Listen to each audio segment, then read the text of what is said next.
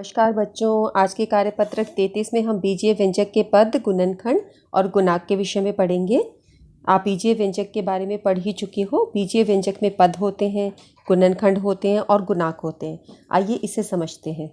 बीजीय व्यंजक में एक या एक से अधिक पद होते हैं। उसमें एक पद भी हो सकता है, एक से अधिक पद भी हो सकते हैं। बीजीय व्यंजक में पद जमा घटा के द्वारा अलग होते हैं। एक पद में एक या एक से अधिक गुणनखंड होते हैं।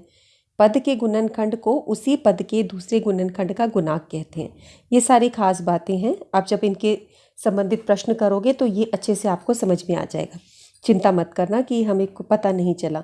ये मेन रूल्स हैं। क्वेश्चंस करते करते आपको समझ में आ जाएगा क्या हम बात कर रहे हैं। बीजीय व्यंजक पदों का समूह होता है। जैसे ये लाइन लिखी है ना, एक या एक से अधिक पद, तो बीजीय व्यंजक पदों का समूह। पदों का समूह यानी इसमें पदों का गुणनखंड होता है। बीजीय व्यंजक में पद जमा घटा के द्वारा अलग होते हैं। एक या एक से अधिक गुणनखंड होते हैं। ये तीसरी लाइन जो है ना, पदों का गुणनखंड। पदों के गुणनखंड में अचर और चर दो संख्याएं मिलती है, जो पिछली वर्कशीट में हमने बात की थी। दिए गए पदों से बीजीय व्यंजक बनाना है। जैसे हमें, ठीक है, ये पद हमें दिए, बीजीय व्यंजक बनाना है। तो ये पहली और दूसरी लाइन है ना, हम इसका इस्तेमाल करेंगे कि बीजीय व्यंजक में पद जमा और घटा के द्वारा अलग होते हैं। जैसे पहले वाला है, इसको आप कैसे बनाओगे? आप लिखोगे 5xy प्लस 7zx फिर प्लस 8lk और -10। ये आपका बीजीय व्यंजक बन गया। तो आप इसमें कोई भी निशान लगा सकते हो। जैसे मैंने जमा लगाया, घटा का भी निशान लगा सकते हो। तो कॉमा की जो जगह है ना, वहाँ पे आप जमा या घटा कुछ भी लगा के पूरा बीजीय व्यंजक बना सकते हैं। इसी प्रकार ये लिखना है तो 8mn प्लस 7ab, या माइनस भी कर सकते हो, प्लस 7mab माइनस 6gf और -5।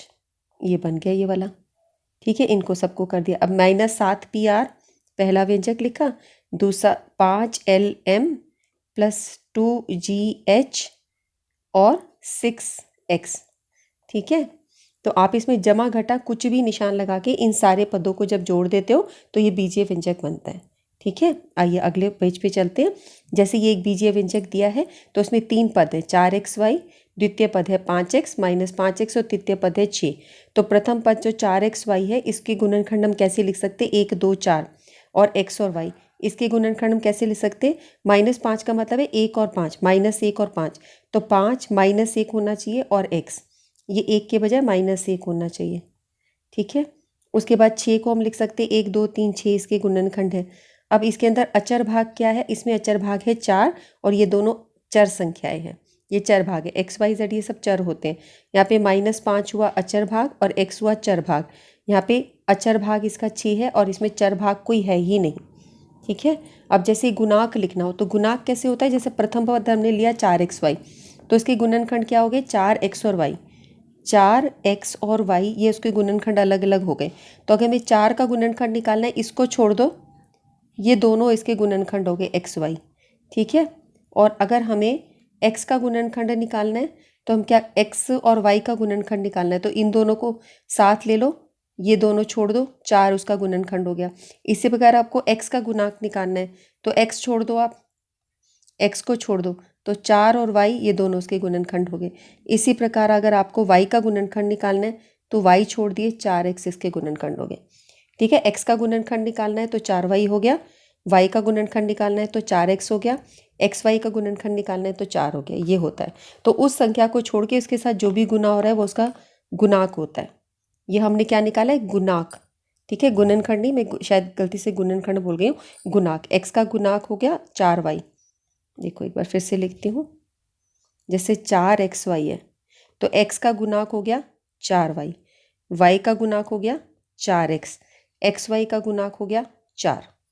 उसके साथ जो गुणांक, गुणांक का मतलब गुणा अंक हो रहा है, जो गुणा अंक हो रहा है तो जो अंक उसके साथ मल्टीप्लाई हो रहा है वो उसका गुणांक होता है। तो y के साथ 4x गुना हो रहा है, x के साथ में 4y गुना हो रहा है और xy के साथ में 4। इस प्रकार गुणांक निकालते हैं और ये प्रश्न 9वीं क्लास में भी आपका आता है। अब यहाँ पे पद, गुणनखंड और गुणांक ज्ञात करने, इन सब पदों के गुणनखंड निकालने, इस प्रश्न को हम बाद में करेंगे। दिए गए पदों के अचर भाग बताने। तो अचर भाग बहुत आसान है, जो भी नंबर होता है वो अचर भाग होता है। यानी 23 उत्तर होगा यहाँ पे है 12 नंबर, यहाँ पे कुछ नहीं है तो -1, इसमें 79 है, इसमें 15 है, 15, इसमें 9 है। जो भी संख्या नंबर है ना वो आपका अचर भाग है, अचर। जो बदलता नहीं, 72, 72 सदा 72 रहेगा ऐसे। इनमें चर भाग बताना है, तो चर भाग क्या है, ASD सारा। इसमें BNM 6 को छोड़ दो, BNM, इसमें ASD, इसमें PQ, इसमें FGH, इसमें JK, इसमें XYZ, इसमें PQR, XYZ, JK। तो नंबर छोड़ के बाकी लिख सकते हो सारा, वो आपका क्या हो गया, चर भाग हो गया। ये सारा जो मैंने अंडरलाइन किया PQ, ये चर भाग हो गया। ठीक है, अब आपको बताना है, अब हमें पहला प्रश्न करना है। ठीक है, इसको करने से पहले गुणांक देखते हैं। 5x का -5x, इसके गुणनखंड हुए 5x और -1, तो -1 का गुणनखंड हुआ 5x और 5 का गुणनखंड हुआ -x, इन दोनों को गुना कर दिया। शारीरिक दूरी रखनी है आपको 2 गज या 6 फीट की।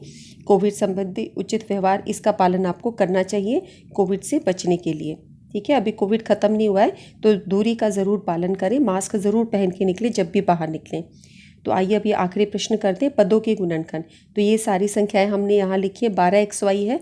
इस 12xy को मैं लिख सकती हूँ, 12 को मैं लिख सकती हूँ 2 गुना 6। ठीक है, तो 2 गुना 6, ये 2 लिखा, 6 को लिख दिया 2 गुना 3। इन सबको गुना करके 6 बन जाएगा ना आपका।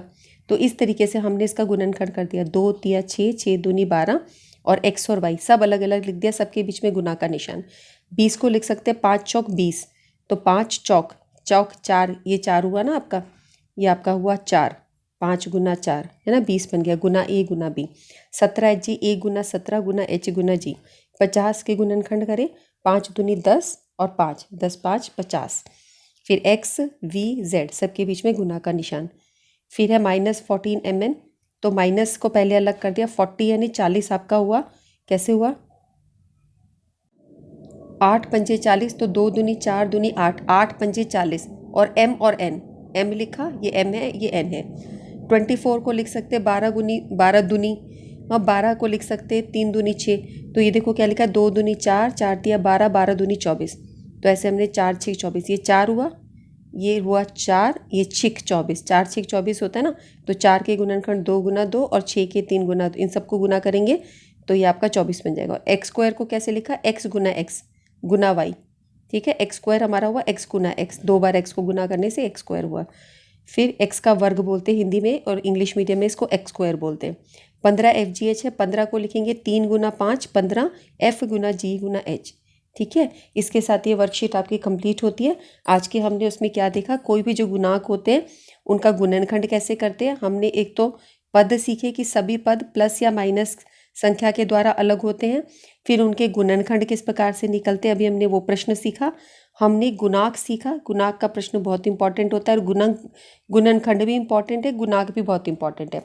और एक चीज़ मैंने आपको बताई, एक्स स्क्वायर हम कैसे लिख रहे हैं, एक्स गुना एक्स।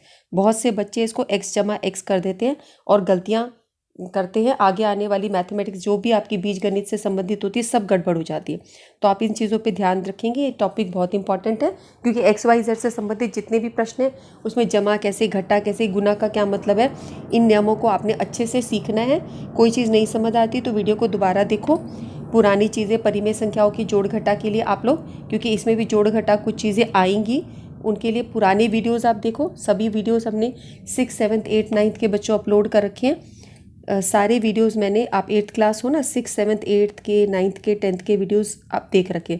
तो अगर आपने चैनल को सब्सक्राइब कर रखा है तो आप उससे पुराने वीडियोस या कोई भी टॉपिक देख के वो वीडियो को सर्च करके उससे रिलेटेड स्टडीज़ कर सकते हो।